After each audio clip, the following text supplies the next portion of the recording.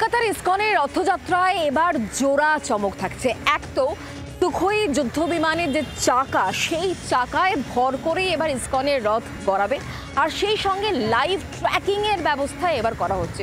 শুক্রবার দুপুর ঠিক 1টার সময় রথের চাকা গড়াবে। শুরুটা হয়েছিল 1977-এ। তারপর গত 4 দশক ধরে জগন্নাথের রথ চলেছে বোয়িং 747 বিমানের চাকায়। এবার বদল, কলকাতায় ইসকনের রথ গড়াবে সুখোই 30 যুদ্ধ বিমানের চাকায়। শুধু তাই নয়, থাকছে আরো একটা চমক।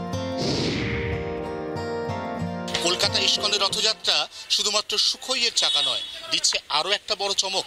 এবারই প্রথম ট্র্যাক মাই রথ এই নির্দিষ্ট অ্যাপ, এটা থাকবে এই রথের মধ্যে।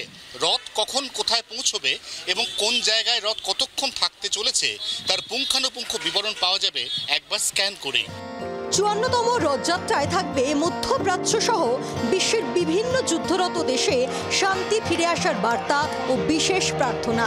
বিশ্বের 150টিরও বেশি দেশে 4000-এর বেশি জায়গায় এবার রথযাত্রা পালন করবে ইসকন।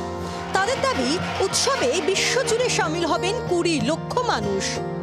যেখানে অনেক লোক, অনেকবার কি হয় কি লোক ওয়েট করছে, কিন্তু ওরা জানে না কি রথ কখন আসবে, আবার কাজে বেরিয়ে যায়। কিন্তু এখন আপনারা ট্র্যাক করতে পারবেন বাড়ি বসেই কি রথ কোথায় আসে আর আমার বাড়িতে কখন এক্সপেক্টেড। তখন আপনারা কাজ গুছিয়ে ভগবানের অপেক্ষা করতে পারবেন আপনার বাড়িতে সামনে। কলকাতার বিভিন্ন রুট ঘুরে শেষ পর্যন্ত এই রথ জায়গা পাবে ব্রিগেড প্যারেড গ্রাউন্ডে, যেখানে বসবে রথের মেলা। এবার দীঘায় রয়েছে জগন্নাথ মন্দির, সেখানেও রথযাত্রা। তাই উদ্বোধনের দিন এবার মুখ্যমন্ত্রী আসছেন না এই রথে, তার বদলে তিনি রথের মেলায় অংশ নেবেন নির্দিষ্ট একটা দিনে। আগামী শুক্রবার ঠিক দুপুর 1টা থেকে শুরু হবে সোজা রথযাত্রা। আলবার্ট রোড ইসকন মন্দির থেকে শুরু হয়ে যাবে রথযাত্রা।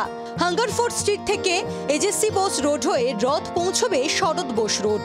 এরপর হাজরা রোড থেকে এসপিএম রোড ও এটিএম রোড হয়ে রথ পৌঁছবে চৌরঙ্গি রোডে। এরপর Exide crossing, JL Nehru road, Outram road হয়ে ব্রিগেডে এসে শেষ হবে রথযাত্রা। জগন্নাথ দেবের রথ উচ্চতায় 38 ফুট, থাকবে ভাঁজ করা যায় এমন ছাউনি।